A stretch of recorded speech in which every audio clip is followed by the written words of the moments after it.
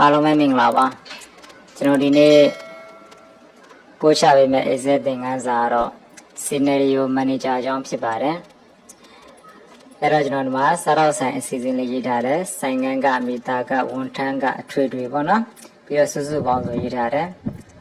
အဲ့တော့ကျွန်တော်တို့စာရောက်ဆိုင်တစ်ခုလုပ်မယ်ဆိုရင်ဆိုင်ငန်းကဘယ်လောက်ကုန်မလဲပေါ့ဥပမာထားပါတော့ကျွန်တော်3လိမ့်တန်ဆိုင်ငန်းကိုငှားမယ်ပေါ့နော်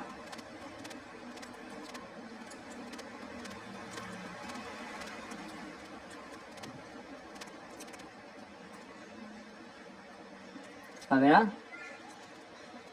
3သိန်းနဲ့ဆိုင်ငန်းက3သိန်းကြမယ်ပေါ့မီတာက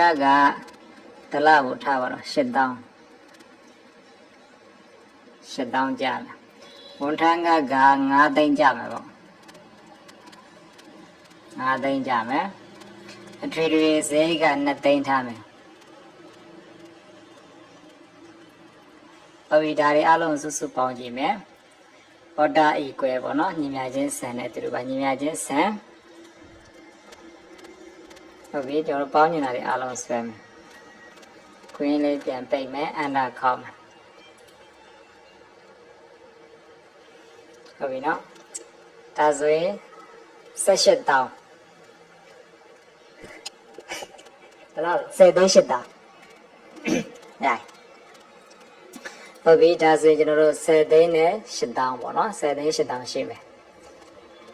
ဟုတ်ပြီ scenario manager နဲ့ကျွန်တော်တို့အသုံးပြုကြည့်မယ်နော်ဒါကကျွန်တော်တို့ဒါပထမအဆုံး plan 1ပေါ့ဒါတွေအားလုံးဆို slash ဆွဲလိုက်မယ်စုစုပေါင်းထားခဲ့မယ်နော် data ထဲမှာ void analysis scenario manager ပေါ့နော်တိုင်းလေးပေါ့ပြီးဒီမှာထွက်လာရင် s ဆိုတာလေးနှိပ်လိုက်ဟုတ်ပြီဒီမှာနာမည်တစ်ခုပေးရမယ်နော်ထားပါတော့ကျွန်တော် plan 1လို့ပေးလိုက်မယ်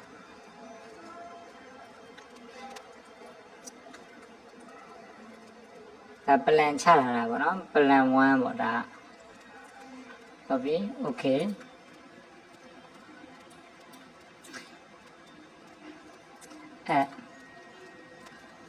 နောက်တစ်ခုကျွန်တော် plan 2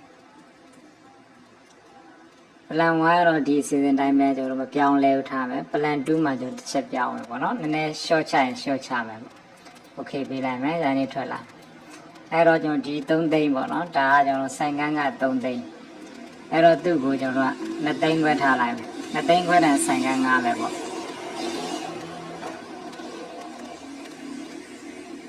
ဟုတ်ပြီမီတာကိုလည်းနည်း short လိုက်မယ်နော်9000ဝန်ထမ်းကတော့4သိန်းဝယ်ထားမယ်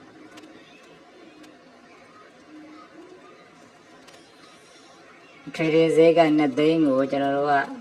3,800ပဲသုံးတော့မယ်ဒါ short ချလိုက်တာပြီးညဆိုရနေတယ်နော်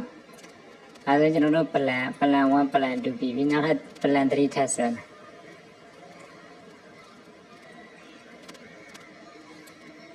okay ပေးမယ်ဟုတ်ပြီဆိုင်ငန်းက3သိန်းကိုကျွန်တော်3သိန်းနဲ့မငါတော့2သိန်းနဲ့မငါတော့2သိန်းမီတာက8000ဆိုတော့ဟိုက9000ကျော်9000လောက်ပဲထားတော့ဟုတ်ပြီဝန်ထမ်းက9သိန်းကိုကျွန်တော်က3သိန်းလောက်ပဲထားရတော့မယ်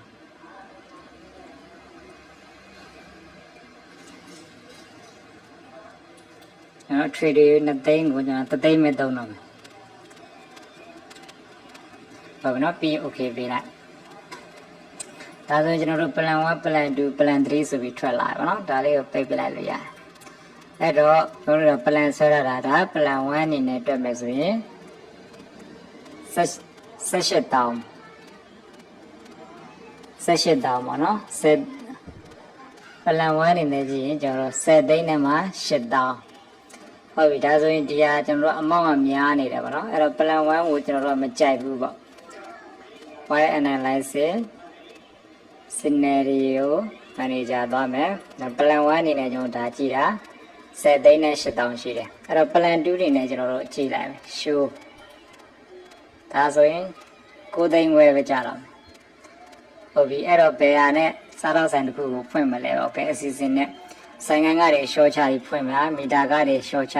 နည်းနည်းရှော့ချရင်ကိုတက်နိုင်တဲ့ပမာဏတွေကိုဒီလို plan လေးနဲ့ဆွဲထားလို့ရအခု plan 3နဲ့ကျွန်တော်တို့စမယ်ဆိုရင်ဘယ်လောက်ကျတော့မလဲ6သိန်းခွဲနဲ့ဒါစားတော့ဆိုင်ကိုဖွင့်လို့ရမယ်ပေါ့နော်ဒါအကျဉ်းမြင့်မှာပုံစံနမူနာလေးအဓိက scenario manager ကိုအသုံးပြုကြအောင်လို့ပေါ့နော် plan 1အနေနဲ့သုံးလိုက်မယ်ဆိုကျွန်တော်တို့များတယ်နော်အမောင်များတော့မတက်နိုင်အဲ့တော့ plan 2နဲ့3ကြိုက်တာနဲ့ကျွန်တော်တို့စမယ်ပေါ့နော်ဒါဆိုရင်ကျွန်တော်6သိန်းခွဲပဲရှိတော့မယ်အဲ့တော့ plan 3ကိုကျွန်တော်ကြိုက်တယ်ဆိုရင်ဒါ plan 3နဲ့ပဲဒီလုပ်ငန်းကိုစပါနော်ဆိုင်ငန်းကလည်း short ချတော့မယ်မီတာကစ8000ဆိုရင်9000ပေါ့နော် short သုံးတာပေါ့ဝန်ထမ်းက9သိန်းဆိုရင်ရော3သိန်းပဲသုံးတော့မယ်ပေါ့နော်အထွေတွေက2သိန်းဆို3သိန်းပဲသုံးပြတော့မယ်ပေါ့အားလုံးကျွန်တော်6သိန်းခွဲကျတယ်ဒီပုံစံလေးပါနော်အဓိကတော့ဒါ plan လေးတွေဆွဲတဲ့နေရာမှာအသုံးပြုပါတယ်နော် scenario manager ဖြစ်ပါတယ်အားလုံးအဆင်ပြေပါစေ